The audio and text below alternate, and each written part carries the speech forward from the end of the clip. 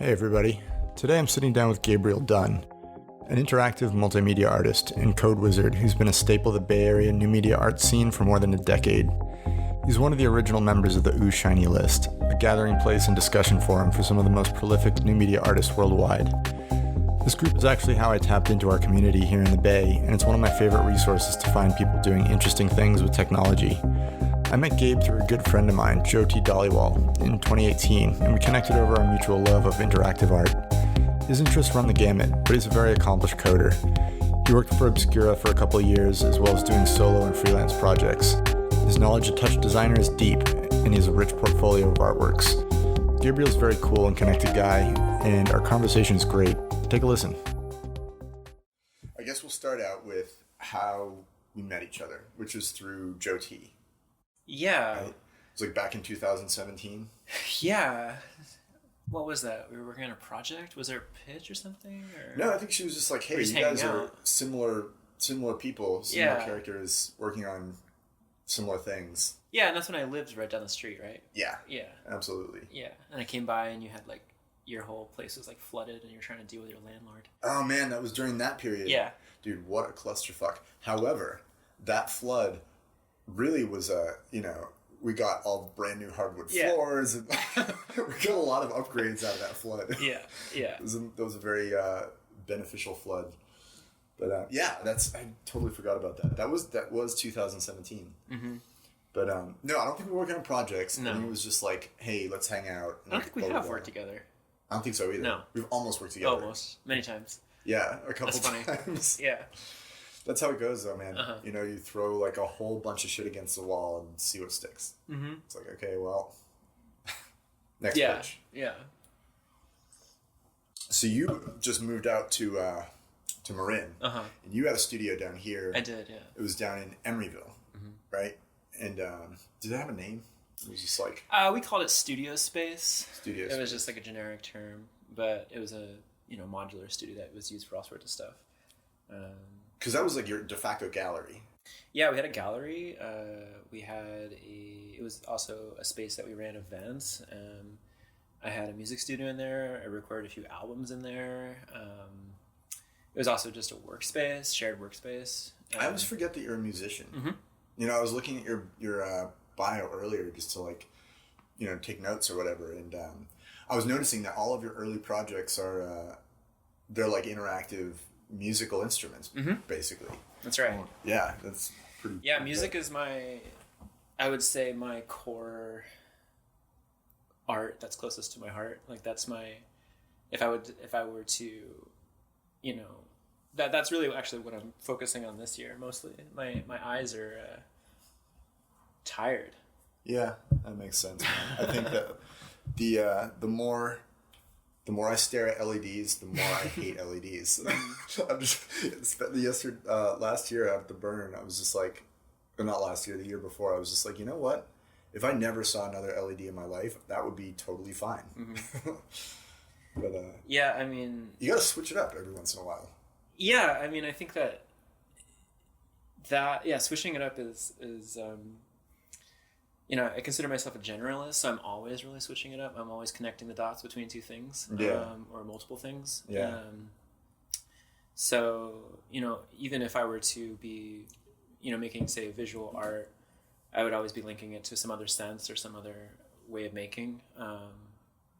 They always seem to be rooted in architecture and space, form, and time, which is like really basic, elements. They're almost like elemental. So, with sound, I'm not so much. I'm very, I'm active in all sorts of sound and music making, but what really allows me a lot of fun is when I'm exploring multi-channel or architectural space in sound and like. Well, you were trained as an architect. I wasn't trained. I mean, I took courses as an architect. I'm not licensed. I'm not an architect. No, but you went to school for it. Yeah. That was my first. That was the thing I wanted to be. I was thinking, when I grew up. Yeah. Yeah, man. So many people in the new media art scene are architects or have a background in architecture, or are architects who like ejected from architecture and started to like build crazy stuff. Yeah, I mean, on as far as like building things, that's also something that I've always been doing. My grandpa was an architect; he was an engineer. He actually went to MIT. Oh wow! And I really admired everything he did. He built his house, and this type of thing. So like that sort of mentality of building everything was definitely carried on. And I think about him whenever I'm building something, about how his quality, the expectation of quality and care, craft, down to everything, down to the base level of any project is something I think about. It's funny how it's like physically building something is considered almost like blue collar.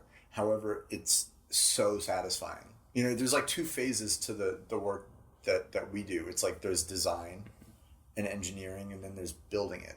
And I feel like when I have my hands like elbow deep in like some circuit and I'm soldering everything together and I finally get it to work, or when there's like this weird problem and it's like a brain there's something intrinsically satisfying about building things with your hands well. You know what I mean? And it's that whole like, I've been doing this for 10 years or 20 years and it's honing a craft. And I feel like you get that in code. I don't really code, I do lighting design, which is like kind of coding, but kind of not. But it's a different thing. It's like a hand skill has like a different kind of satisfaction. Yeah, comparing to code, there's some similarities in maybe approach, but code is definitely ephemeral. Things change, hardware changes, and the things that the actual devices that the code is running on can change. But you can still produce beautiful code, right? You can. It might be beautiful mainly to another developer. Yeah. No one's going to see that. Well, you hear that a lot. You see that like on the forums. Oh yeah, I mean, someone that I work with, I've been working with for over, 15 years now, is Ryan Alexander. He's someone we have a studio together, and he's someone that I've made so much software with. In fact, he's a person that I actually met through his code before I met him in real life.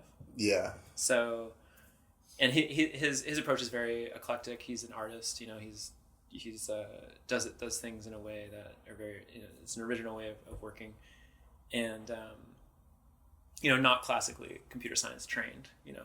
But he is someone that we've learned from each other, and I think that's the way that I learn. My favorite way of learning is to work alongside somebody and see how they do it and then integrate. Yeah. It's like if you're learning how to skateboard, the only way really to learn how to skateboard for real is just to hang out with skaters that are better than you. That's how you do it. Great analogy. There's no way you can look in a book how to skate. There's no way you can, read about it or even, self-teach. You can be autodidactic on for some things, but really I think that you learn a lot of learning is really kind of this osmosis where you're just hanging around somebody and you're getting their philosophy, and approach, and it's a group effort when you're creating these things. A lot of code is like that because you're collaborating so much. You're doing a lot of reading, and you're doing a lot of you're learning about your communication skills when something's wrong. So if you see some code that could be better, or you don't understand the code, it takes a lot of courage to admit that you don't know what you're talking about. And you want to ask somebody, hey, is this the best way to do this, or am I doing this wrong? Or when you're reading somebody's code, you're in a code review and you notice something that could be done a different way. It's really important to learn those skills to even communicate and have a critique about why something is a certain way and being able to articulate yourself. These are things that happen. So back to the ephemerality of it, it's really about communication. I mean, you're communicating to your people that you're working with, and you're also communicating, really to the computer. So it's kind of a collab. Yeah, it is. I mean, it's a language, right? It is a language, and there's more to it than just there's many. You might be writing the same programming language. Let's say, you're writing C++, but you might encounter someone who writes completely different than you in the same language. Mm-hmm. It's a bit like prose. Yeah. And when you're writing in a spoken language. Yeah. Or Are math. Most of your projects collaborative? Or are they? The majority of my projects are collaborative. Yeah. The majority. My solo stuff, you've probably only seen maybe like 5% of everything that I've done on my own, because I just kind of hold everything until the perfect time to release, which is apparently never. But no, I love collaborating. I love bringing people together and working with people and leveling people up, leveling myself up. That's just the rising tides rises all ships. Yeah, absolutely. And, absolutely. Yeah. It was interesting. I was looking at your bio, and it's a really interesting like path that you took to becoming. Would you call yourself a professional artist? At this time in my life, I could say that, but I would probably say designer. Because I haven't really engaged with the commercial art scene as a profession. Really? I thought you were doing mostly galleries. I was, but I wouldn't say I was making my money from that. So, that gets into the discussion. What is professional? Yeah. Like, what does that word mean? Yeah. So, I've always sort of had in the back pocket, the ability to take freelance work in kind of underground, under the radar, jobs, almost like, I'm really good at jumping into a project where maybe it's kind of a rat's nest and I have to figure out what's going on. Actually, that's my zen. Yeah. I don't get flustered very easily with that kind of work. In fact, it gives me kind of a solace to know that I'm not expected to be creative in the result of what I'm doing. So therefore I'm very interested in like logistics and architecture of systems. So it's almost a relief, right? When it's you don't have to be like, oh, is my idea okay? Or you don't have to. When you're making art for yourself, you can just kind of spit things out and it doesn't really matter because it's for you. But if you're making art for a client, then all of a sudden it's like you start to second guess yourself, which ruins the artistic process. Yeah, it's or I do anyway. No, I'm like, is my client gonna like this? You're right. Like, I mean, client, when you're that to me. This door. Yeah, for sure. That to me, it's a pretty defining moment when I knew what was expected, as a visual artist or designer in a professional sense. Like you said, when you're working with a client, you're working with someone else's expectation of what is done. That can be actually a relief as well on some level, creatively. You basically, it's again about communicating the needs of the client. Does this look good? Do you like that color? Do you like that shape? Yeah. When I was, earlier in my career out of school, I worked in CG. I was doing animation, and I wanted to ask you about that, but yeah. Well, just to finish that thought, it's there's that divide when I realized how much I didn't mind doing the systems architecture of digital work or coding or computer work like this. When I knew I was good at that, I began to just not be in the front end of these projects. That to me was a huge relief and allowed me to, it freed up a huge amount of space in my process. Yeah. I saved all that for myself. Yeah.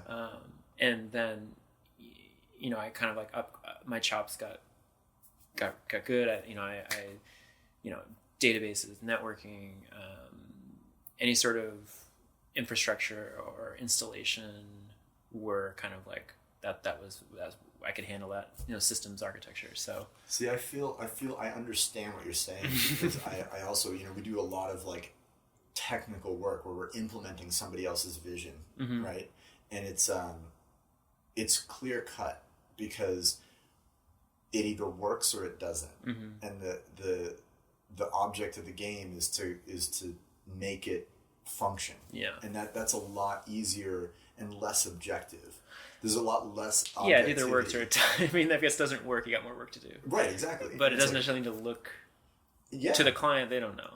If we're talking specifically about client work here, this is what we're talking about, then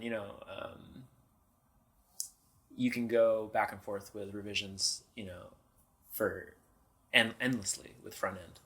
We call it the front end, Yeah. The thing the client sees. Because the job can never be done. Endless. Yeah. Keep me as far away from that as possible. Right. unless I'm, I actually, earlier in my design career, I was doing a lot of print and identity work. I actually really liked that. That was good at that time. Print work? Yeah. I was doing print design, typography, logo design. That was some of my first stuff when I was doing, one of my first jobs was working at Kinko's back in the day. Are you serious? Remember Kinko's? Hey man, Radio Shack. Oh, hell yeah. you know the drill. Oh, yeah. But Radio Shack is still around, right? Kinko's isn't. No. Actually, it's FedEx now, right? No, it's the other way around. Oh, it is? Kinko's is definitely around. It is? FedEx Kinko's. FedEx Kinko's. And Radio Shack, I'm pretty sure they went out of business. Yeah. Pretty sure. Well, one of my it's a shitty company anyway. One of my defining. Well, I grew up in the Bay Area, and Kinko's San Rafael, and I remember doing like I remember working. A lot of bands used to come in because back in the day, like that's where you did all your bands, posters and stuff. Oh yeah, I was like, so, you guys played at Kinko's? That's no. I remember working with. I remember meeting Toady, the drummer for Primus. Yeah. Yeah, on his side project, for example. I remember like just talking to these local bands and just seeing what they're up to. Yeah, you get to see the whole schedule of the local band scene. Yeah. Everyone's printing their posters and stuff. So that's hilarious. The punk scene, which is what I was into, punk and metal and thrash and these kind of, this kind of scene. It was central. Kinko's was central to that. Yeah. Yeah. Community-wise, yeah. And then it kind of went away when, computing became more ubiquitous. You remember back in those times, people used to come in and just use the computers for eBay and stuff. Yeah. Isn't it funny that eBay has been around for that long? Yeah. Like eBay, it's like AOL, eBay, yeah. And like, eBay was one of the first big sites. Mm-hmm. Yeah. You grew up in San Rafael? No, I was born in San Francisco. In San Francisco? Yeah, and my folks, very shortly after I was born, they moved to Marin, where they're still at. Yeah. Yeah. So I've lived all around the Bay. I've lived in San Francisco, East Bay, North Bay. So, I ended up out here because I was really into the VJ scene. Mm-hmm. And this is like the birthplace of VJing. Do you know like any of that history, like the early VJing history of San Francisco? Not much. Toshi Hu was part of it, man. Well, he moved here as a VJ and content creator, graphic designer. Yeah, as part of that scene. Yeah, as far as that, Grant Davis was another like key figure in the San Francisco early VJ scene. Mm-hmm. Yeah, no, my history is more coming from film. My dad was an experimental filmmaker, still is, and he used to do a lot of different compositing techniques. 3-layer compositing with like optical printers. I remember, some of my earliest memories are like smelling the chemicals used to clean the film. He used to put me on the reels and like I would clean like 8mm, 60mm film because he had a video transfer or film to video transfer business. Yeah. So I was very much around film and special effects, ILM, Lucasfilm, all these companies, Pixar, these types of companies are around here. And, I very early on was into animation and CG. Do you remember the video toaster? Yeah. On the Amiga? Yeah. So my dad was very much into the Amiga. He had a bunch of Amigas, and the games and music on those were amazing. Some of the mod trackers and some of the music, Bars and Pipes was a MIDI program on Amiga. It was just like incredible. And before that, I actually had a Commodore 64, which had another MIDI program on it too.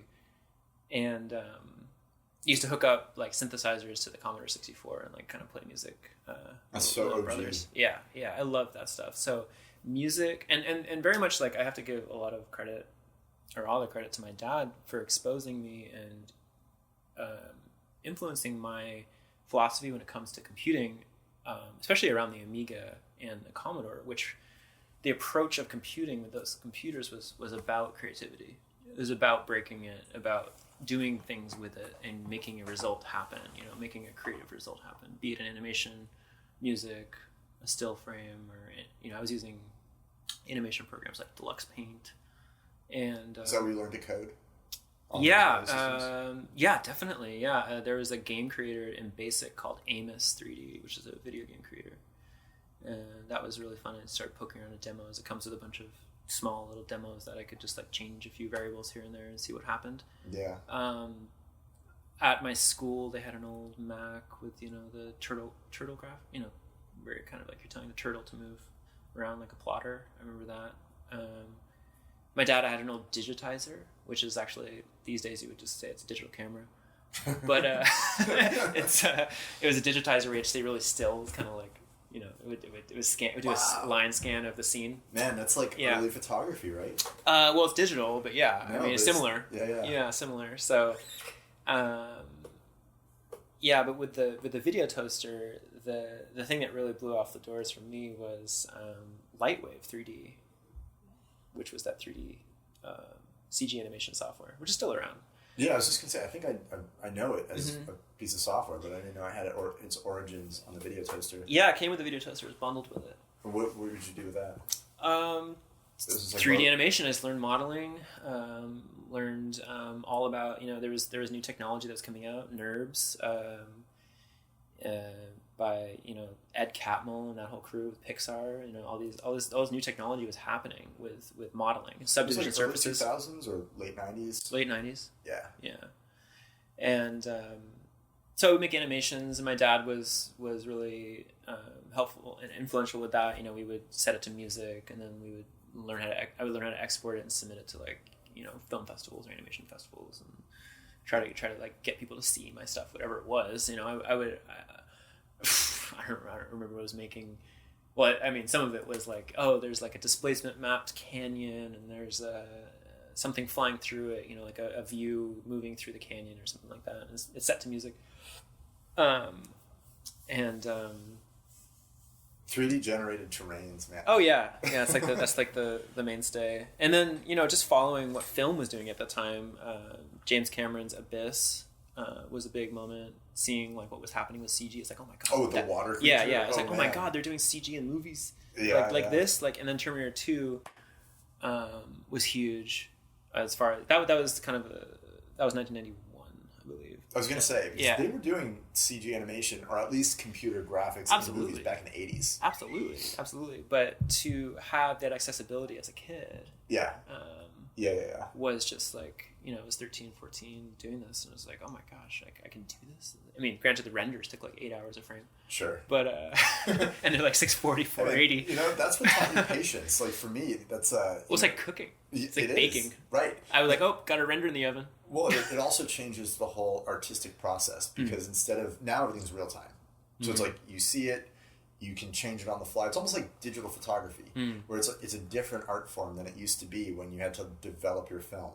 Because at that point, you take all these shots and you have to be careful, because that every click is an investment of time and money to develop that. Where with a digital camera, you're just like, you can shoot everything. And it's true. I mean, in graphics, it's incredible some of the real-time rendering pipelines that are happening now in comparison to back then, and something that you really get exposed to when you have a 7 or a 14 megahertz processor working with like a graphics co-processor with these older systems, is that you really had to optimize what you're working on. You had to know like, I can't do 4x anti-aliasing. That's going to add 2 hours per frame. I need to do 1.5x or 2x, and I'll be fine with that. Or or turn off anti-aliasing and do it in post, do a little blur, because I don't have the time to do this, and no one's really care. You want motion blur? Forget it. It teaches you efficiency. Yeah, you begin to understand the stack. Yeah. So much of computing these days is obscured.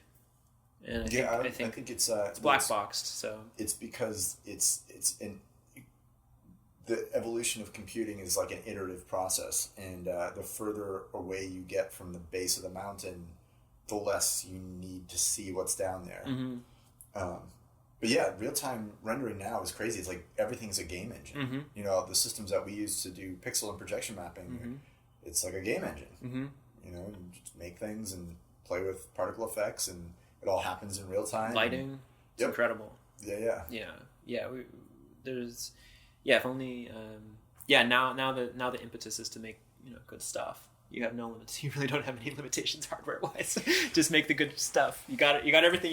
You got everything. This is true. I mean, well, the water table is rising, which is good, but not all art made at that level is good. You know, it still comes down to a story, right? It's like all art is about the concept and the story, and still a lot of shitty storytellers, man. Yeah, I mean, art is something that makes you feel something, and there's a lot of ways to make work these days. Almost too many ways, and the limitations do breed a certain kind of creativity. A lot of, I think, reasons I taught myself certain things was because there was a boundary that I couldn't cross, or I had to figure something out, and that was part of my process, is learning how to do something. Well, you have to learn a technical skill to its fullest, so that the technical element kind of disappears. Then you can be artistic. Do you know what I mean? It's like, I feel like the beginning, for me anyway, the beginning of like my artistic journey was just figuring out the tools, and the tools were always kind of in the way, and it was more like experimenting with tools. And now that I understand those tools, the technicality of that is out of the way, so I can just focus on my story. Right? It's like, what are you actually trying to say? And it's not so much like, oh, look, I can like do this nifty trick with this tool. It's like, now that we know all the tricks, we know like a bunch of nifty tricks, what can we say with those tricks that is meaningful or like applicable? Yeah, it's an integration.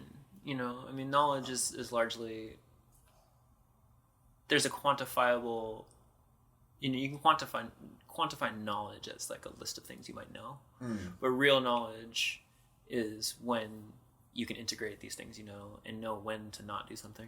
I think it's really important. Wisdom, right? Maybe, like, and those two terms are really, really interesting, because they're kind of used interchangeably, but they're very different things. And when you think about it, it's like, okay, when somebody's like a wise person versus just a smart person. Do you know what I mean? Yeah. I think creativity is also knowing which tools, not necessarily using the tools you might know. You might need to brand. You need to always be aware that there might be some other way of doing something, or if you're using the tools that you do know, keeping your whole system in view. Really, it's really easy to get myopic with these like subsystems. Oh yeah, and fall into the rabbit hole. Of really easy, especially when you're working on a project yourself. That's actually part of the reason I love collaboration. You always have kind of a moment with your crew, be it either one partner or a team, where you can kind of, everyone needs to pull back and say, what are we working on again? Yeah. Why do we need to do this? That's the danger of having...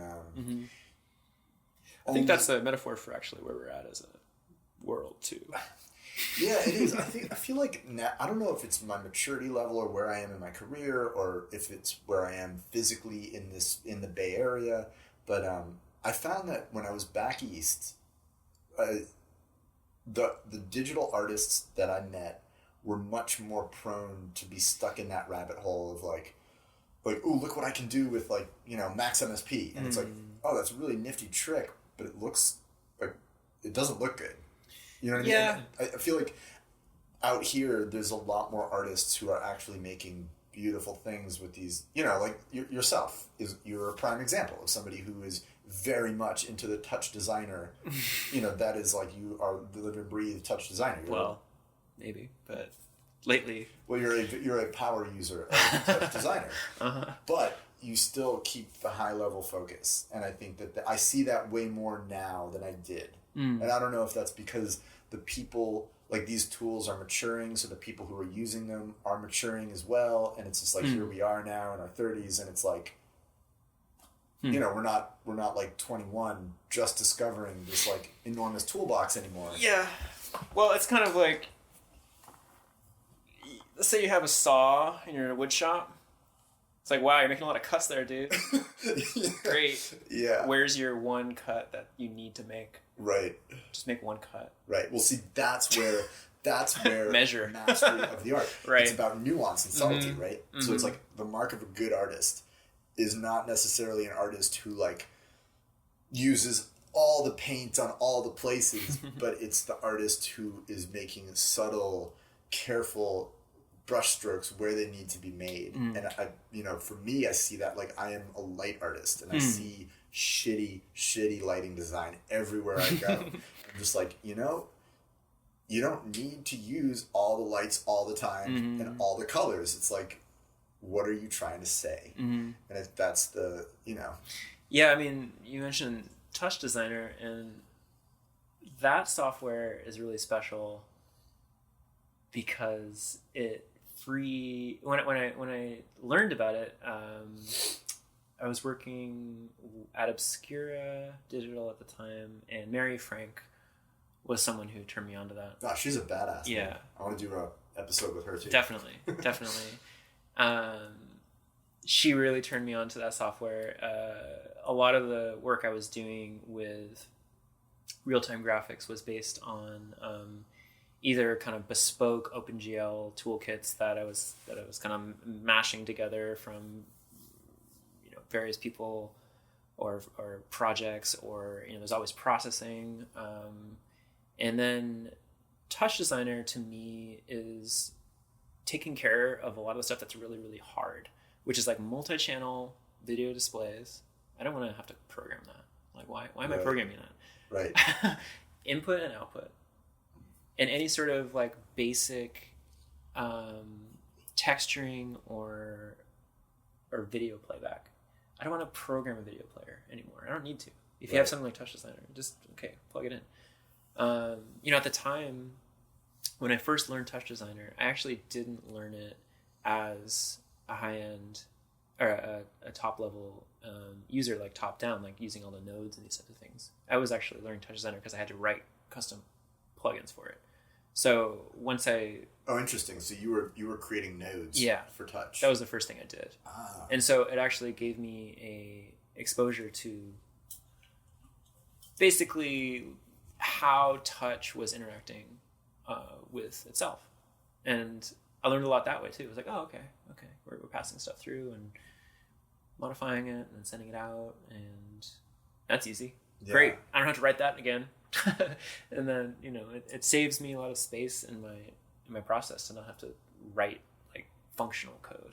And I don't want to write that code. My code for that is crap. I don't need to write that. Well, I mean, I completely understand. Yeah. It's like if I had to make LED controllers from scratch. Yeah. It's like, okay, well, that's been solved. Mm-hmm. Let's move on to the next plateau or the next level on this mountain. Right? Yeah. The next like step on the staircase. Yeah. And we can stand on what's been built. That's definitely right. The first big project I did with Touch Designer was in 2012, and it was actually in India with a dear friend and collaborator, Vishal K. Dar, an artist who I met when we were both at UCLA. And we had this opportunity with a abandoned factory kind of in the heart of Delhi to do a light installation or a sculpture. We didn't really know what we were doing at the time. We kind of just had the opportunity. And Touch Designer was something that I used, and I'm so glad I did, because so much of it was just done kind of on the ground in the dirt, getting it to work. And what do you mean? Like literally in the dirt? Was it like literally my computer is sitting on the dirt, dirt, and I'm on the ground with my mouse like on the dirt. I just want to I want to have a complete mental picture here. Yeah. It's it's not a metaphor. I'm literally we're in this space that was essentially a concrete box, and working on a lighting and sculpture installation. And this piece, we didn't know what we wanted to create when we started it, but it kind of, came to being, manifested as we were working on it. And after it was done, and I had managed to do a 2-channel map of light on this custom sculpture, with like some hacked together warping optical alignment software that I kind of hacked together. This is before projection, or yeah, it's projection. Yeah. It was like a mapping piece. Yeah. This is before I learned about using OpenCV and all these like fancy tools, or just techniques. I didn't know, and so I'm kind of doing it manually and masking. I'm like hand painting masks and stuff like that, and just the allowance and freedom of using a software that is designed to be modular like that. You begin to, or I begin to really respect and be grateful for all the work that so many people put into the software like this. And it's like, of course, I'm gonna use that software like that. It's saving me so much headache right now. Like these are the reasons that we use these softwares.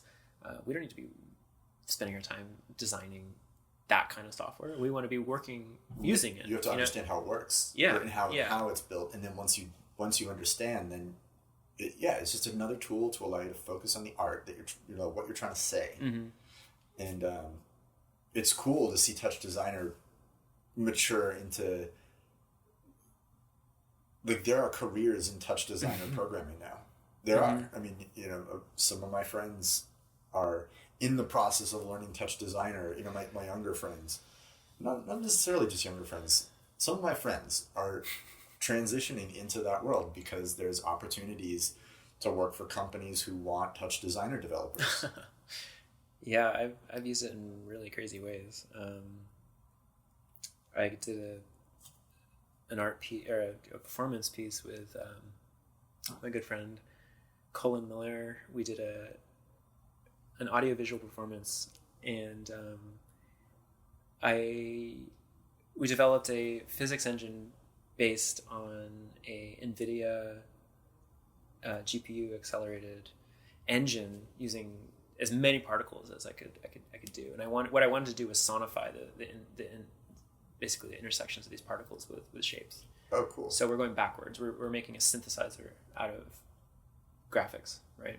Oh, interesting. So when the particles collided, they would generate sound. Well, they triggered an analog synthesizer. Oh, cool. So we did a spatialized analog synthesizer. We played that 3 times, and then one time we debuted it at Gray Area. We did it at another event called Finite, which is an event that Colin runs, and then we also played it at the Exploratorium, which is a 108 channel surround system. But Touch Designer in that case was actually used headless because the graphics were largely taken care of. I was running them, in a native application. And so literally I was coding in that application to send the particle intersections to Touch Designer. I used OSC and then used Touch Designer to route back to audio. Okay, so it's just a router. Yeah, that's kind of a very useful way to use Touch. Yeah, man. It's headless though. There's no visual output there. So I'm just using it as a mixer, really. I call it a mixer. It's like the ultimate software mixer. Yeah, or not ultimate, but it's very useful. It's routing control Routing. protocol. Yeah. Yeah, man. I used to use Max MSP that way. Mm-hmm. Just use it to route control protocol. Mm-hmm.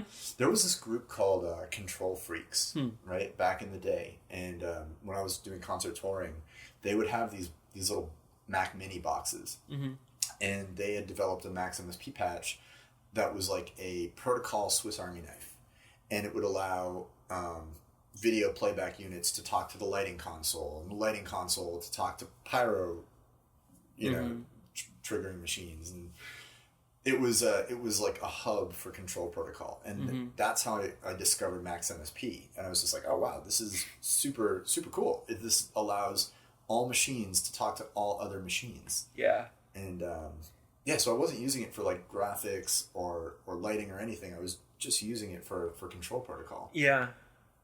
But yeah, Pure Data is another one that I use a lot. Just patching here to there, really useful. Yeah. Yeah.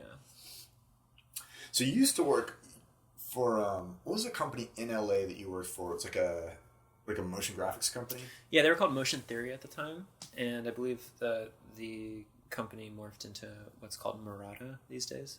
So I read this thing that Guillermo del Toro Yes. was part of the founding of Murata. Yeah. Oh, that's interesting. Mm-hmm. That's crazy, man. Were you part of it at that time? No, I was pre-Murata. I think I was there like early 2000s. Yeah. So the projects that I worked on were mostly music videos and commercials. Yeah. So I did music videos for worked on music videos for Beck. Like we did music videos for like The Used and I don't know. Let me think. Papa Roach. I think we did a video. Music videos. Matt Cullen and Javier Jimenez were the partners at that time. I think they're both obviously still with Murata. Matt Cullen, different than Cullen. Yeah. Yeah. Yeah, another Cullen. I just like learned so much from both of them. Javier for the business acumen and just keeping the ship running, and Matt was so meticulous and cared so much about what he did. It was mind blowing. I remember him talking me off the edge so many times when we were just working and just like, just incredible. I mean, just the lifestyle of working as a contractor in that industry is brutal. Oh yeah, man. You're working like, 12, 15-hour days, and everybody in that industry wants to be there because they care about it so much.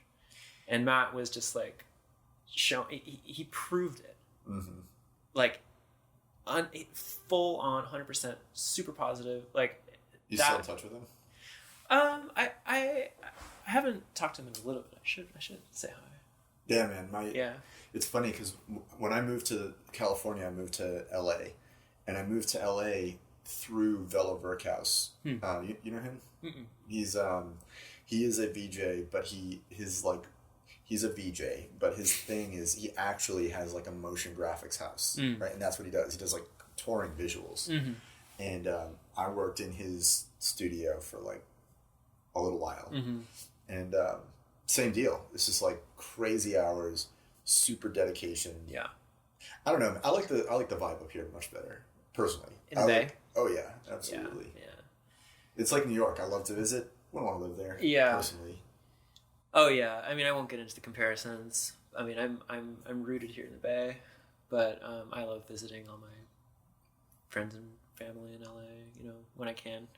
It's funny. I just got a call from a good friend of ours. Actually, I won't say his name, but he just had a project in New York that like took a hard left, and like he was just, we were talking about it. He was like, man, it's like so aggro out there, and like the unions are so crazy, and the clients, they'll say they want one thing and you give it to them, and then they're like, I actually wanted this other thing, and then all of these things is just like triggering memories for me of the East Coast and how it is to work out there and to live out there. And just like, man, things are chill out here. I like working with East Coasters on the West Coast, because East Coasters are still like kind of hustling, they're like, no, they give you zero bullshit. However, there's like softened a little bit, it's just such a hard edge out there. Yeah, you're familiar with I-Beam, that whole crew? No. I-Beam was or still is, but there's definitely like, these groups change over the years. Are they New York based? New York, yeah. That was something that I really I applied to go to work at I-Beam. I think it was like 2005 or so. And I was just going through a lot at that time, and I was actually based in Berlin at that time. And you spent a lot of time in Europe? I don't spend a lot of time anymore, but I have. I've not. I mean, a lot of time, not like years or anything, but Berlin has a special place in my heart for sure. Berlin's a cool city, man. Yeah, a lot of people are there. I mean, I would say when I go to Berlin, it's like, oh, everybody's here. What the heck? This is where everyone went for these days. A lot of black turtlenecks. Yeah. Well, there's just like people able to live and think about their art in a different way than here. The Bay is so brutal when it comes to time and money. Yeah. You really it's a hustle. It's a hustle like no other. Just living here. I mean, my studio rent in Emeryville, from the moment I moved in. Actually, did you ever? We didn't know each other when we had a space on Market Street, right? No. So this is we called it. It was like all sorts of names, but there was a sign up on the front that said limited group, and then we also called it Shiny Lab because we had OOOShiny. Yeah, exactly. Yeah. Is that where OOOShiny came from? No, it was before that. Yeah. But we had this shared workspace. I remember finding it on Craigslist, totally dilapidated, across the street from Twitter, 1242 Market Street. And we originally rented that space. I must have told you this story before. But we got that space for $1,800 a month for 2,000 square feet. Wow. And we crammed maybe like 6 people in there, all paying a couple $100. Wow. Yeah, it was great. I mean, so many people came through there. I had people in Moonlight just come through just for a couple of days, or like grab a desk and stay through. We had just fam, like huge. We had that space for about 6 years, so we got that place, $1,800, 2,000 square feet. When we moved out in 2010, I believe, Twitter had just moved in across the street.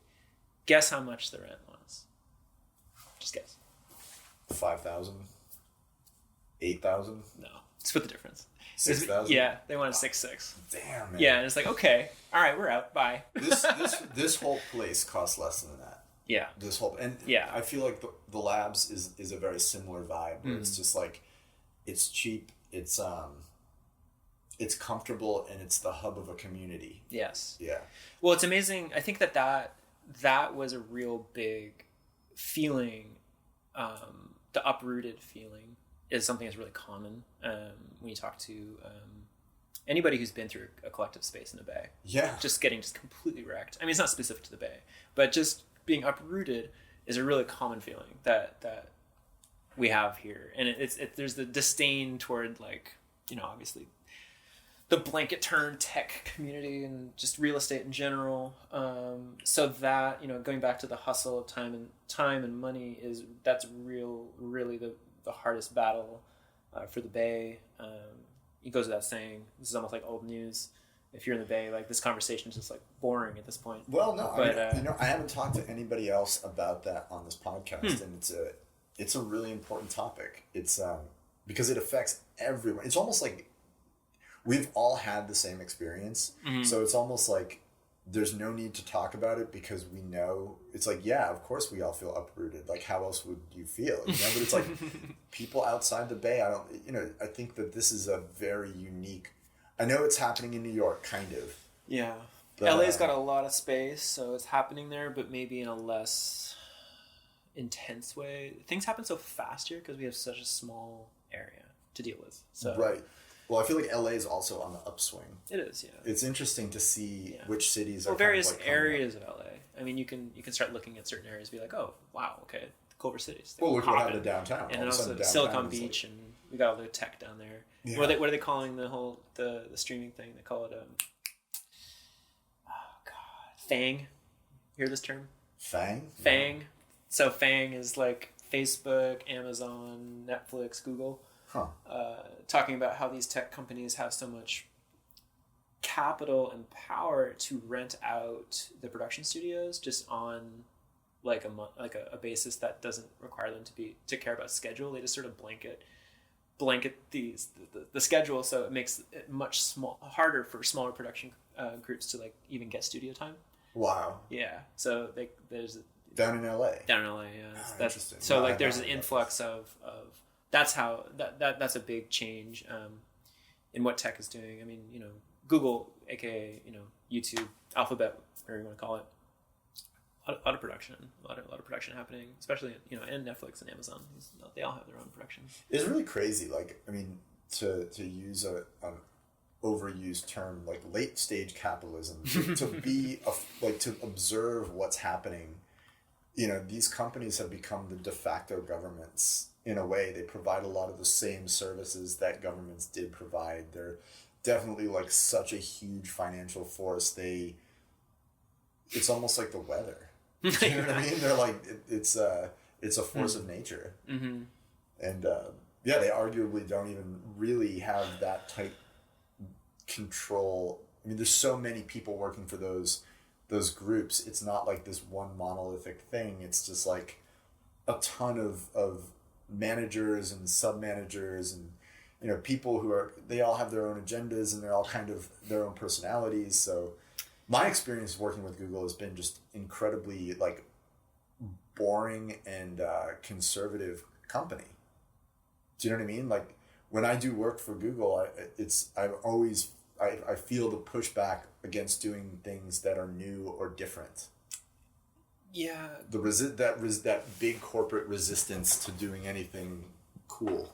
Do you know what I mean? Like. Yeah, I mean, it depends. I mean, Google is like a entity that is a very faceless, sort of fragmented, modular entity, right? And so I've experienced it on like their marketing. Yeah. End. So you're seeing a certain fragment. Exactly. Of Google.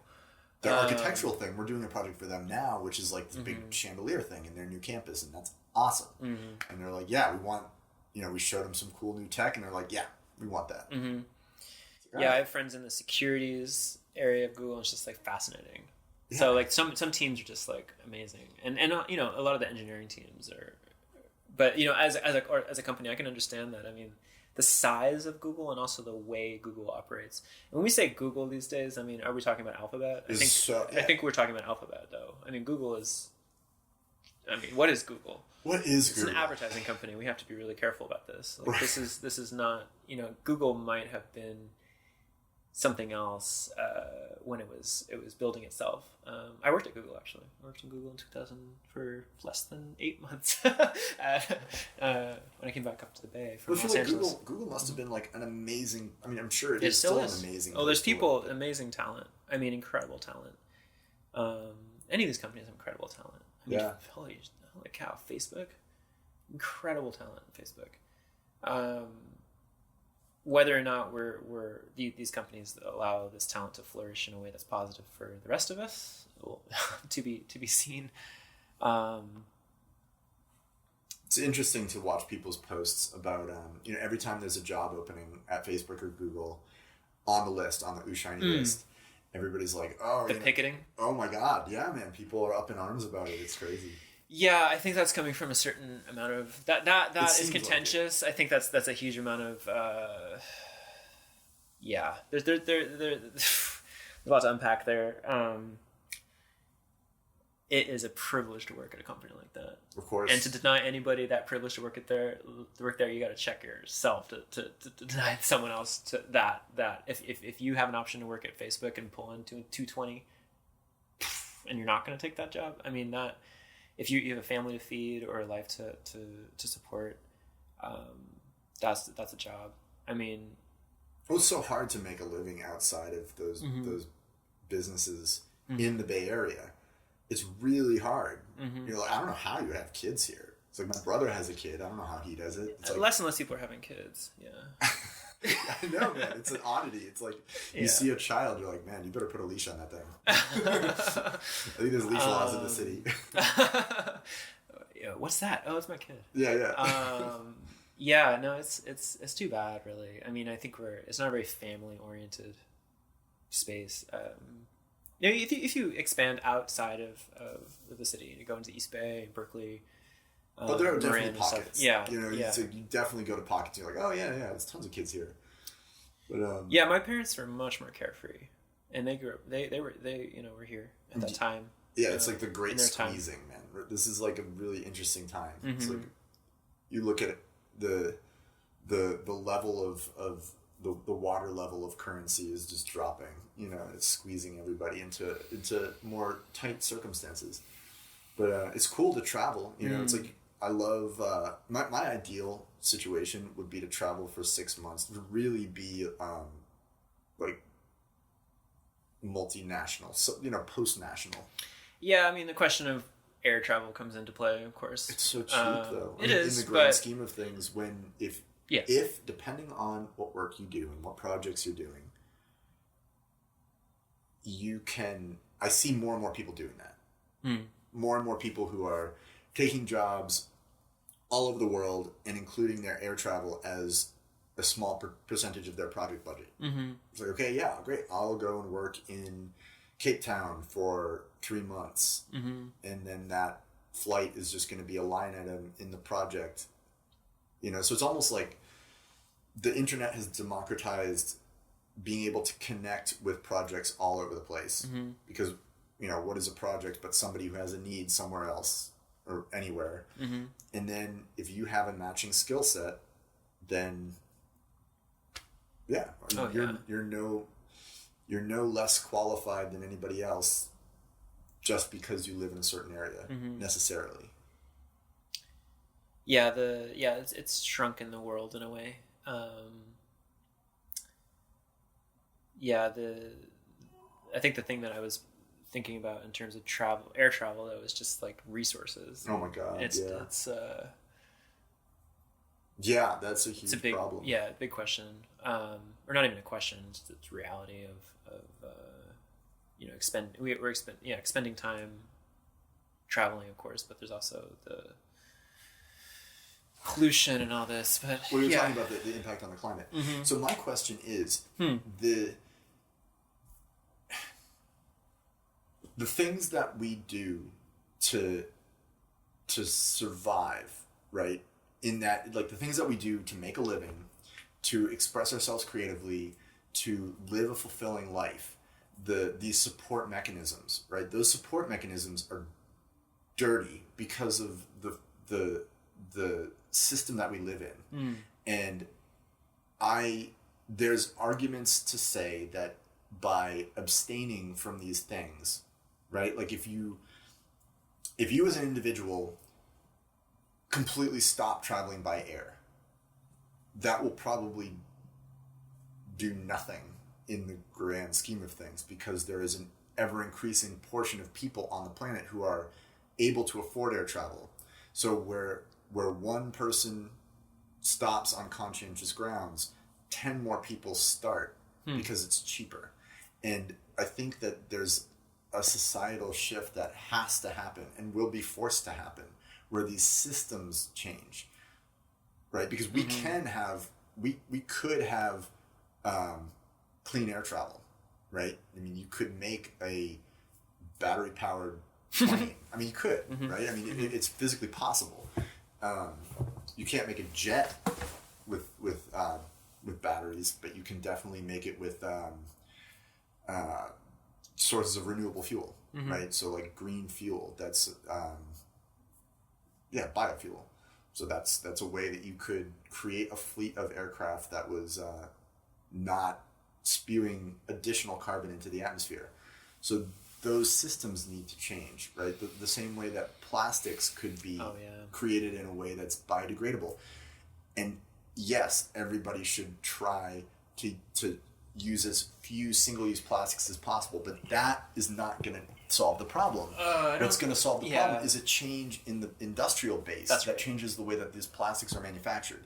I think it's a disservice, and it's also like it's this dirty mental trick that industry's played on the world, where they've tried to push the responsibility to fix these problems onto the end user. And the end user should be making responsible decisions, but it's industry. That's right. That is fucking everything over. And it's like, that's where the change needs to come. So, So how would you do that? I don't know. I'm a light artist.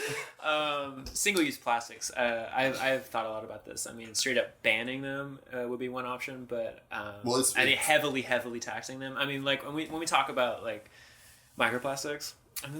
I just read something. I can't back this up because I don't have the link or anything. But like I was just like reading something about how there's like millions more. I read the same article. Microplastics than we thought. I was just. And did you know that if you're wearing like polyester clothing, like that rubs off? No. Yeah. I didn't. That's plastic. Yeah. And like there's so many things that are on an industrial level, like you're saying, and being, I think it's not a solution to expect a consumer to even have that wherewithal. No, the consumer is stressed out. The consumer is poor, tired, and not able to even have the bandwidth to decide if they're going to buy something that is wrapped in plastic or not, because they're going to buy the thing that's cheaper, especially if you're poor. Well, it's just like the EULA argument, right? End user license agreements.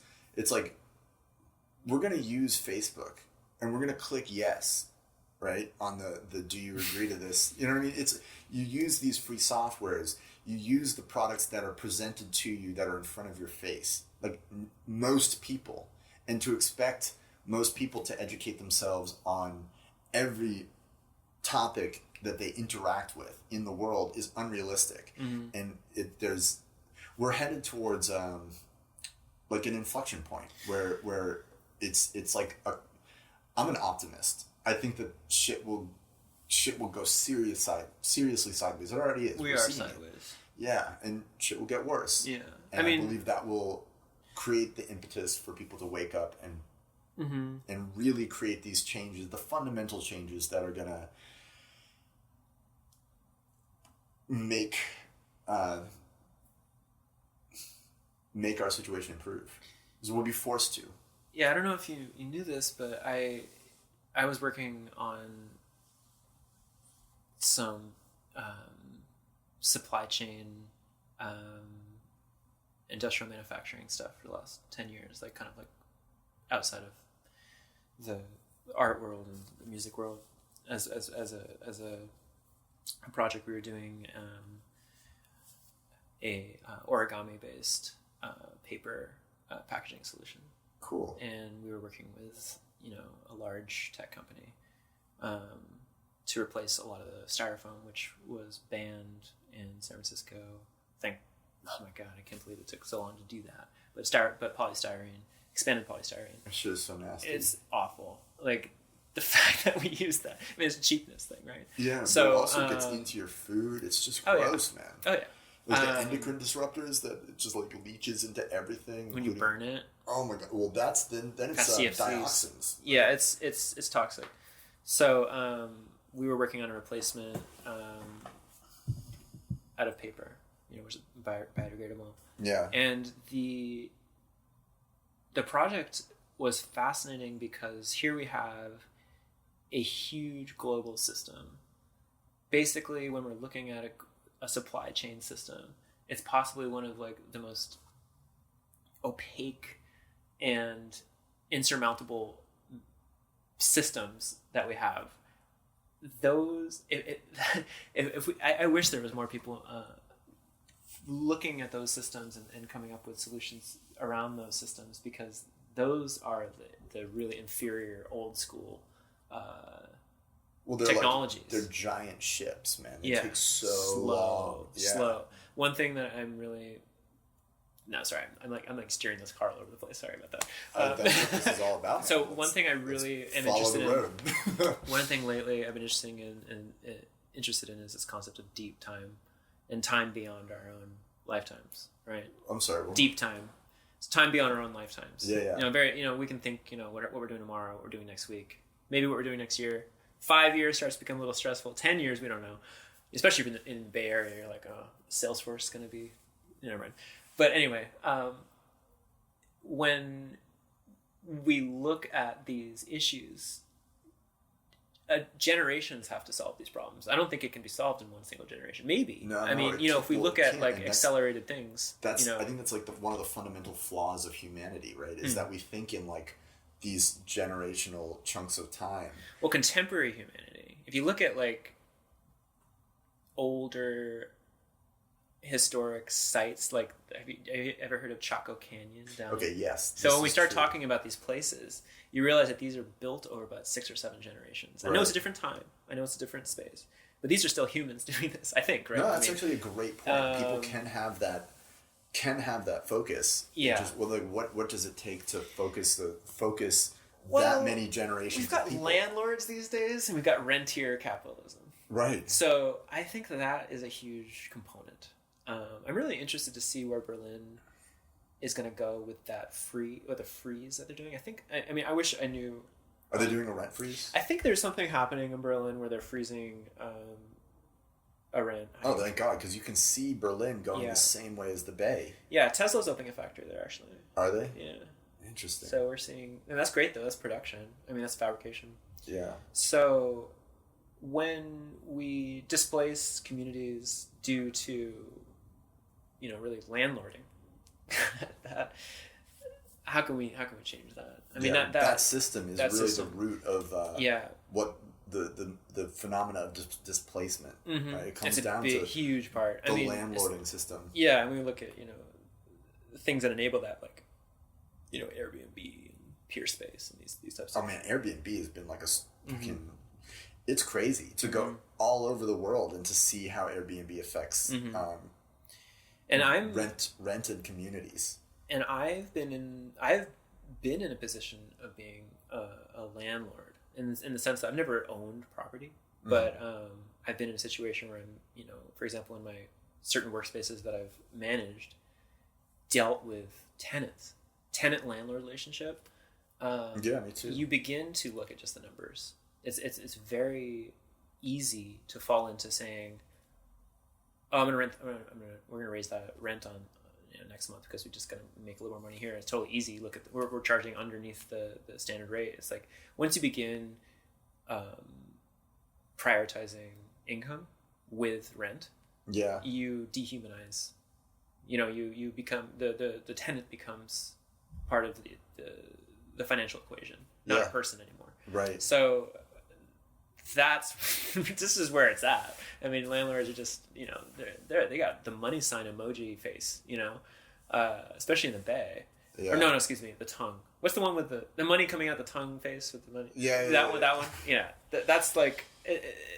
No, you're absolutely right. That's and an investment too. When we look at real estate as a investment, I mean, the foreign investment in San Francisco is like incredible. So you're basically safer storing your money in real estate than a bank. Yes, and there's a lot of property in San Francisco, especially, that's owned from people abroad who are using it as a bank. But what's the solution to that? It seems like that's a political problem, and to the same way it's hard or unrealistic to expect end consumers to always do the right thing ecologically. It's unrealistic to expect landlords to do the right thing financially, unless you have to create a system that does not incentivize people to push people out of their homes. And that's a political problem. That's not necessarily, I mean, yes, it's a moral problem. Like, I am a landlord and we have very low rent and it's okay as long as our bases are covered, then I feel good, right? But I don't own this building. I rent it. You're in the middle, yeah. Yeah. So it's yeah, man. It's. But do you find that your position dominates a lot of basically your existence? I mean, it must, right? Your position as a landlord. This is your. Oh, I mean, logistically. Just logistically living in the Bay. Yes. You have to, right? Yes. You're aware of your position. I think if we didn't have this situation, I would have left the Bay, because that's right. There's no way. I see this tornado around us, right? And everybody I live with, we see the tornado, and it's just like, oh my God, please don't. Can I ask how long your lease is here? How much longer you got this lease? Couple years, but it's indefinitely renewable, and we have a indefinitely renewable.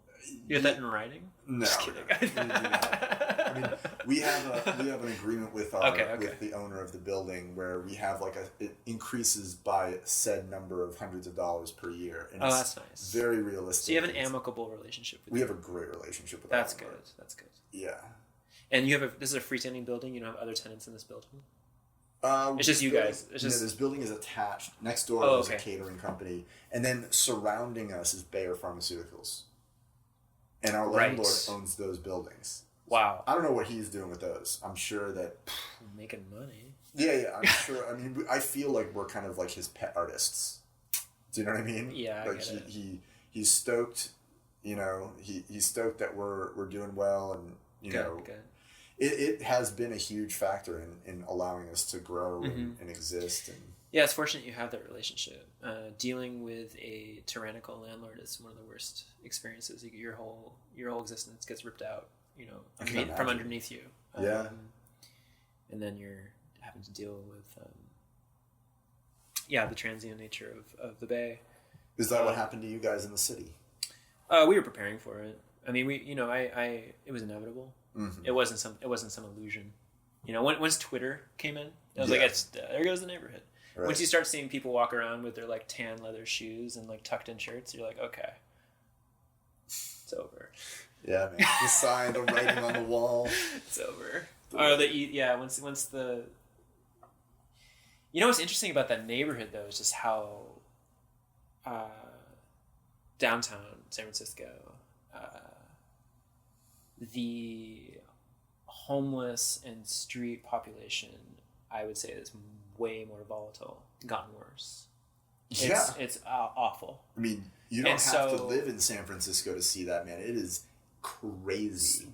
That is a systemic, potent problem that tech is a complete hypocrisy around. Like tech implying that it's making the world better than it was, it's fueling this. I think that illusion has passed. Yeah, of course. I think we've passed the honeymoon with big tech, and it's it is the. I don't expect tech to actually solve that problem either. I don't mean to say that because you can't solve homelessness with an app. We can't band-aid a systemic problem. No. You can't come in and say, problem solved. It's late stage capitalism, man. The money has been sucked to the top, and there are serious swaths of the population that have been left behind. Yeah, and the inequality of the visible inequality is off the chain. I've never seen it this bad. And there's even members of our community that are dealing with that. And shout out to JT, who's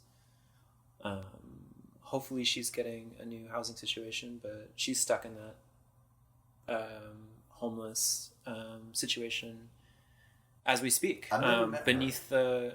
Once you're beneath the line, it's incredibly hard to come above the line. Yeah. And she's one of the most talented people I know. Do you know her? Yeah, absolutely. Yeah, I've never met her. I see her posts. One of the most influential people in my life, for sure. Maybe I should do an episode. Yeah, but yeah, you should. Yeah, I'm curious. I'd love to know more. Yeah, you should. I know a lot of people. Follow up. Yeah. Crazy. Yeah.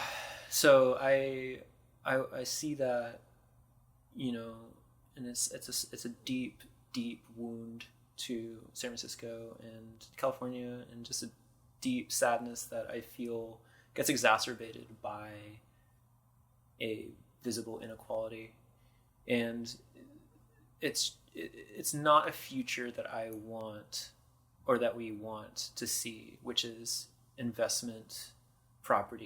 investment property above people living on the street. Yeah. Which is what it is. Especially look down at Mission Bay with that new. You've been down there lately? Yeah. Oh my god. Look how fast that came up. I know, man. It's all glass and metal. Looks like clip art from Revit that they just installed. It's incredibly architecture. The architecture is really, it's designed for getting it up as fast as possible. Of course. Metal, glass, cement. It's modernist, just efficient. Brutality. Yeah.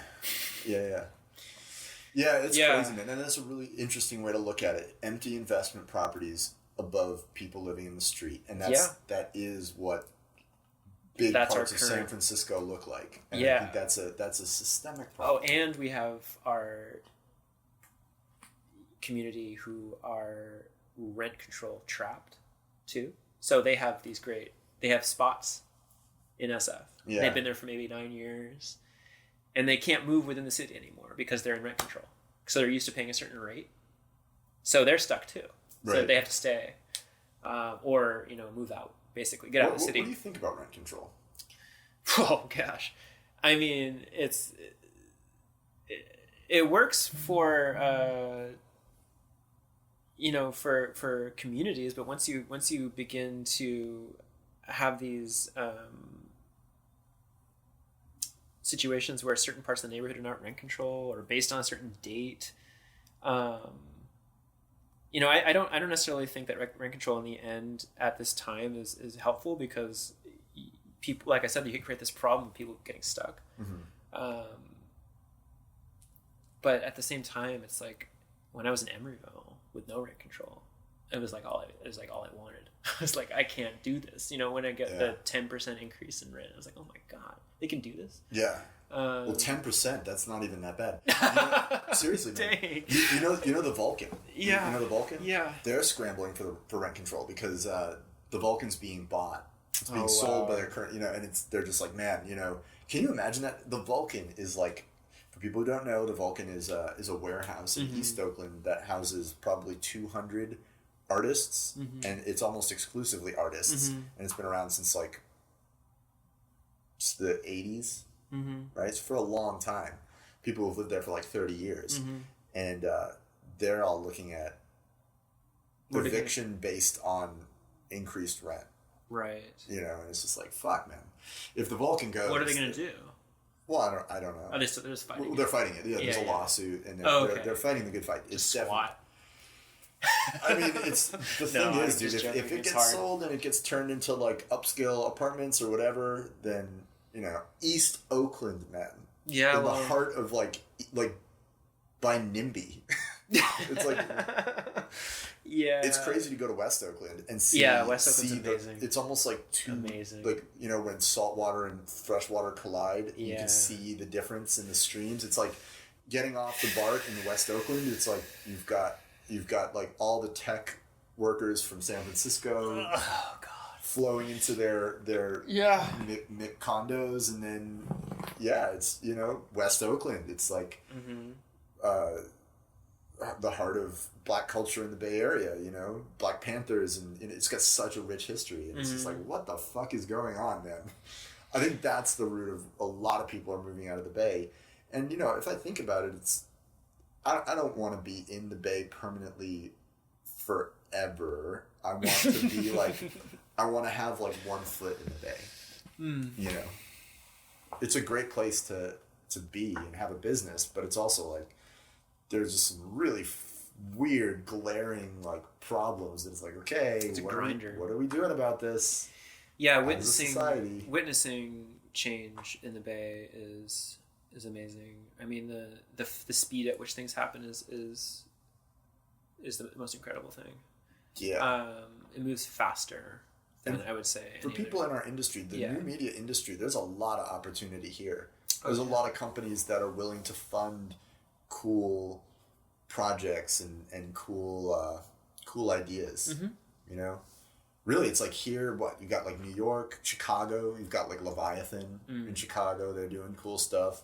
But New York, I can't even count how many, there's so many cool companies in New York that are doing, and like half the Shiny list is from New York. It feels like it anyway. Yeah, it's, San Francisco has always been that gold rush city. Yeah. It's a rush toward, the goal. Gold. Yeah. There's gold in those waters. Oh yeah. Or those hills, whatever they say. Tech gold. Yeah, and that's pervasive. That's sort of what we're in, is like the rush. There's always a rush.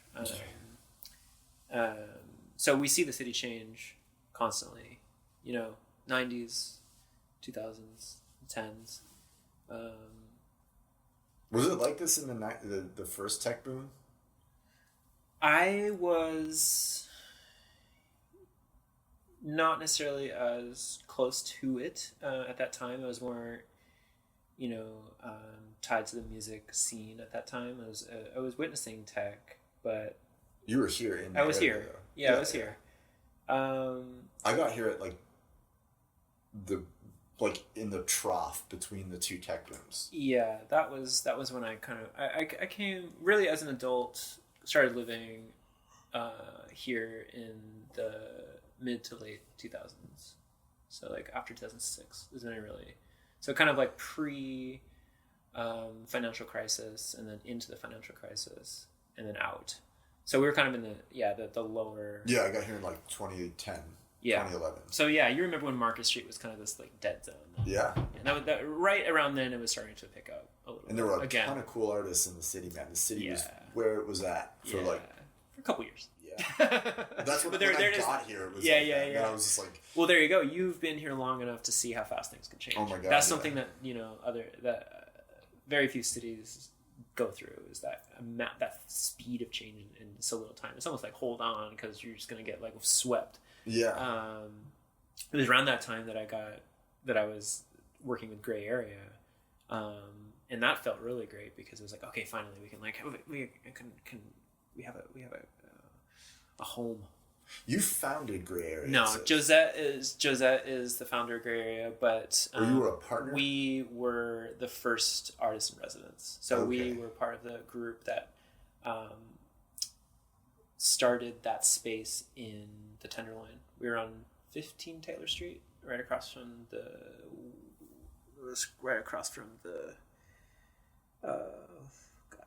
I want to say the Warfield, right there. Yeah. And that's such a cool space, man. Yeah, now I think it's the SF Tape, the Experimental Music Center, the Tape Center, or I forget what it is now, but that's what it is now. If you ever want to get a lot of Germans together in one place. Germans? Yeah, man. Every time there's like an art show or like a gallery, it's like all these Berlin artists. I go by and it's just like, okay, man, got my black turtleneck, black jeans. You mean Americans? Living in Berlin. Yeah, exactly. Yes. Expat. Right.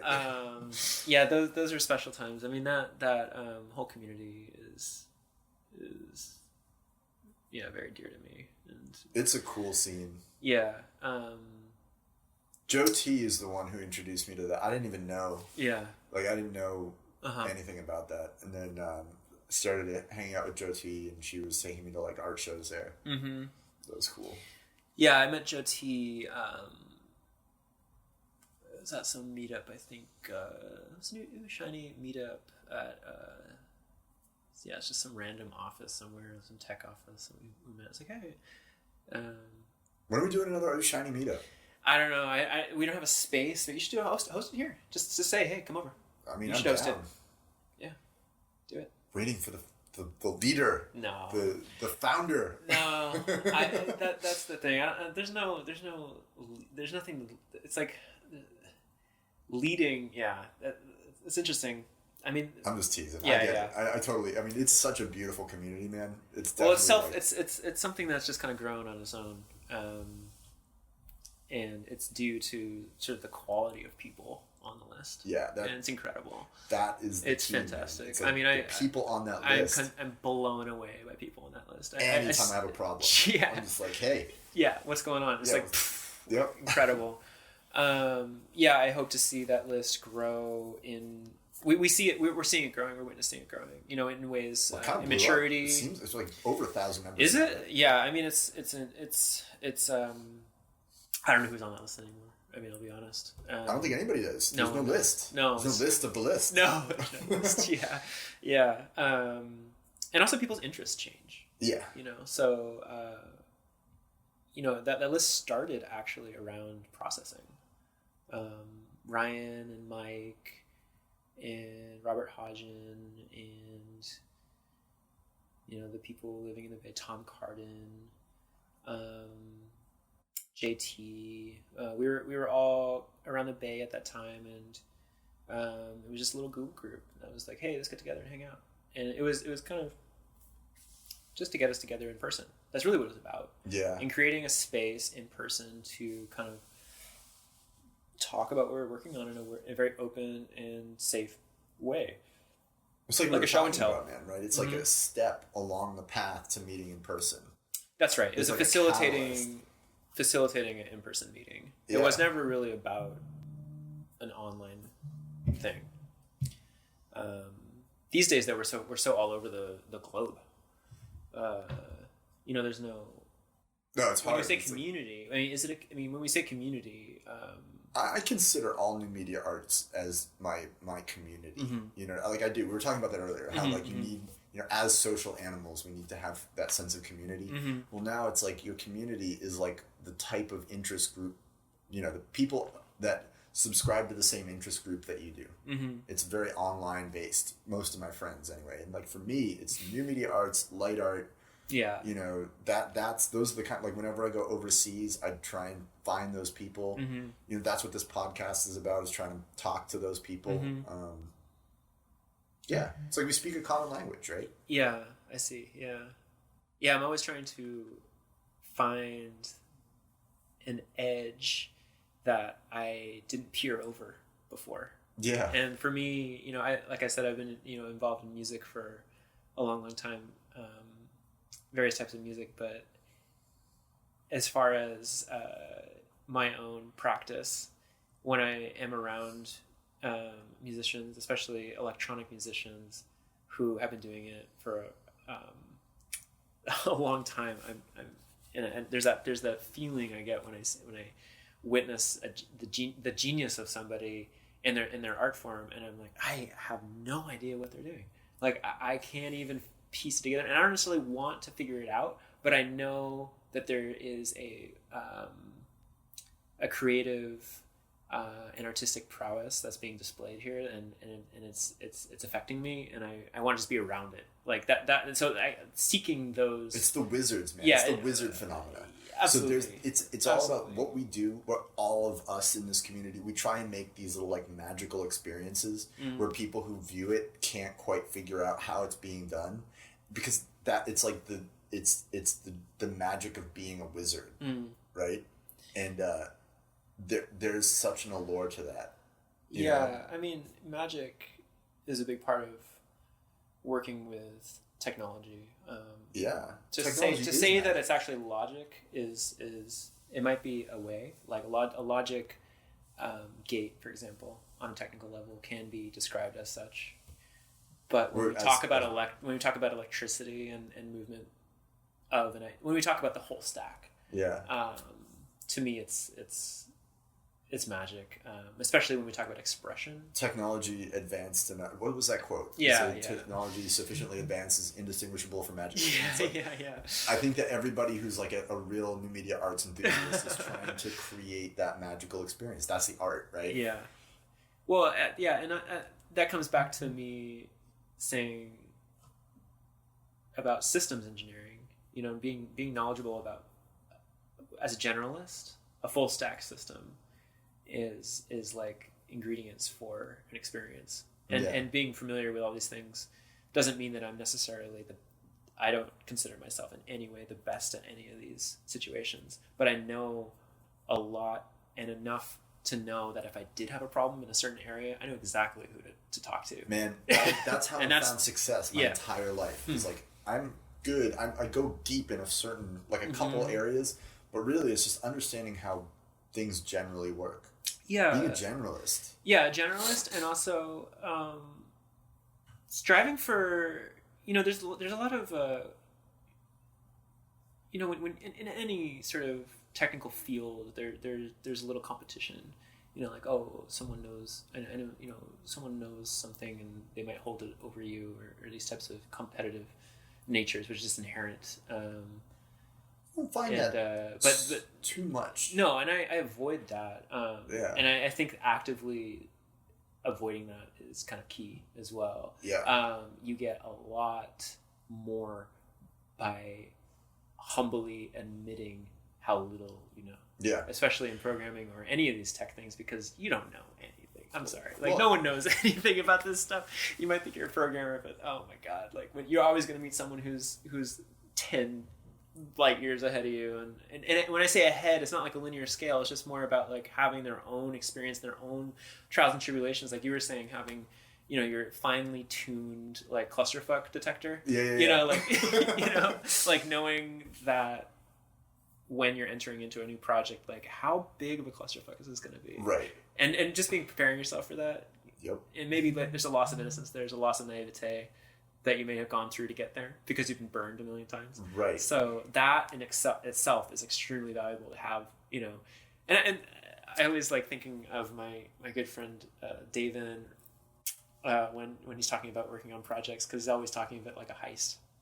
So he's like thinking like, who's the team members? Yeah. It's like, absolutely. we need him, we need her, we need her, we need him, because these people are the best. We only can have the best at what they do, and they have a certain set of skills, and and if you can align those people just right, that's really like, again, part of the magic too. You have You break people, any vault. oh my god. Dude, and it's also so much fun too when you work great way with to look at people when you work with passionate, creative hackers. Like, just when I say hacker, just someone who's not afraid to break things, and comfortable breaking things, comfortable like not having a set path. Being around, it really is rooted in some of the ethos, the punk rock ethos, maybe part of that a culture of no genres, no definition, like, I think I love that. There's a lot of anarchists, right? Mm-hmm. There's a lot of like, it's punk rock ethos. It's also like burner ethos, Mm-hmm. right? It's like most of the people that that are in the sphere of my existence they fall into those kind of like technology misfits. Mm-hmm. It wasn't the people playing football in high school, that's for sure. You know what I mean? It's kind of like these weird hacker, autodidactic, self-teachers. yes, people who are teachers. yes, Those are great to be around. People who have knowledge who are willing to spread the knowledge. yeah. Again, the rising tide rises all ships. Well, collaboration is a constructive Mm-hmm. energy, and competition is a destructive energy, and I really tried to carry that philosophy. Wait, say that again. Collaboration is a constructive energy, okay, right? But competition is a destructive energy. Mm-hmm. So when you're competing with another group, you're spending a lot of energy, but that energy spent is not growing. It could be holding somebody else down, but it's not necessarily growing either of the two parties involved. However, if you're collaborating with somebody, if you find a way to collaborate, then that is growing both groups or all entities involved. I might have not talked to you about my Iron Chef competition format for hacking. No, you haven't. Yeah, competition. I was just thinking about like a formatted competition can be really fun. Yeah, but okay. but in the field though, I agree with you. I'm right on that tip. That's different. I would like a friendly competition. I think is a form of collaboration. Yeah. Yeah. Well, defined rules, games. When we say game, Yes. that's competition. That's very healthy. Yeah. When you have rules. Yeah. And you have sportsmanship. Yes. But that doesn't. I know what you're talking about. You know what I'm talking about. Yeah. It's a different thing. Yeah, it's like, There's this kind of competition where it's just like it makes it so you don't want to talk to the other person because you're afraid of giving them your secret sauce, or there's, you know what I mean? That's like business, yeah. It's that's brutal. That's brutal. the competition I'm talking about. I agree. Yeah. Yeah, and I think that's very destructive. Whereas, I think that games are essential, man. Yeah, games are important. Having friendly competition, that's healthy, and that can push both people to try and keep going faster. Yeah. Like ping pong, code. What is it? Python. There's this. Yeah, Python ping pong. Have you heard of this? No. I know someone who. Is it like hacking games or hacking? Yeah, it's like who can solve this problem with the least amount of characters or something like that. Oh wow. In the least amount of time or something like that. Yeah, I always thought it would be cool to like have like. I've written a few treatments for this, actually, just for fun, to see if I could. Is listening. Yeah, no. If someone's listening, wants to take this, go for it. Although I have some suggestions about who should be like the host and all this. and first of all, I know who the host should be, but we need judges in a panel of judges. One of them definitely has to be an AI. I was thinking, multiple teams, doesn't have to be necessarily two, but it's done in the format of like Iron Chef with a secret ingredient. Yeah. And I was thinking it'd be really like fun to have these problem sets displayed, and maybe you have like a list of ingredients. You know, maybe like one team can only use a certain programming language and a certain chip architecture, and another one has to use a different one, and then both of them have to use a secret ingredient. Maybe it's like, oh, you're on like, you know, it's actually like a server that's in another continent or something like that. Right. You have to hack through some like firewall or whatever. But I thought it would be really, you know, kind of like a magic show too, you know, like a reveal. So like maybe like every audience member that comes in with their phone, like at the end of it, like has their phones hacked or something. I don't know, just there's a lot of like cool things that I was thinking I can see that flying, man. You know, like, I mean, if they It's just Mythbusters, like I think there's a huge untapped like interest in this kind of like technical wizardry, and there's a lot of people out there who are very technically adept who would definitely watch a show like that. Yeah, well, you know, like when you look at Hollywood's portrayal of hacking, yeah, and you have like the numbers and the lines, everything like flying by, and the hilarious. pop-ups. It's hilarious. Mr. Robot, man, it was such a good show. That's pretty accurate though, right? Such a good show. Was it accurate? I haven't seen like the I latest. mean, it wasn't inaccurate. I think they took liberties, but I think that they did it like pretty accurately. Yeah, have you watched it? It's such a good I've watched show. it a little bit. I should watch it. It's a great way to waste time. Yeah. You're on an airplane for like, I don't know, 15 hours or something. Yeah, but really, like, if you're hacking, like, it's probably one of the most boring, like, cinematic experiences. It's a soap opera that has hacking as a background. Yeah, I know, but like in real life, if we were to really portray accurate, oh yeah, like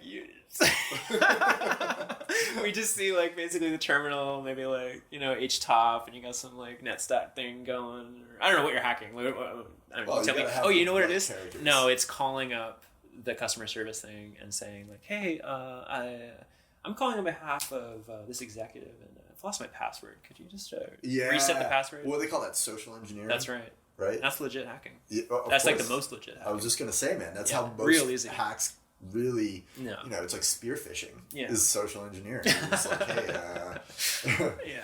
Sending a phishing email? Yeah. No. You know, I've got this grandmother who's trying to... That's black hat stuff. Get $15 million back into the country that she won in the lottery from the Prince of Saudi Arabia. Yeah, that's black hat stuff. But yeah, I think the show would be gray hat though. You know. Yeah. Yeah. Gray area. I think that's a great idea, man. We got approached to do a show. We did, and it was. Yeah. Oh, you did? We got approached to do a show. Wait, what? Yeah, man. What was it?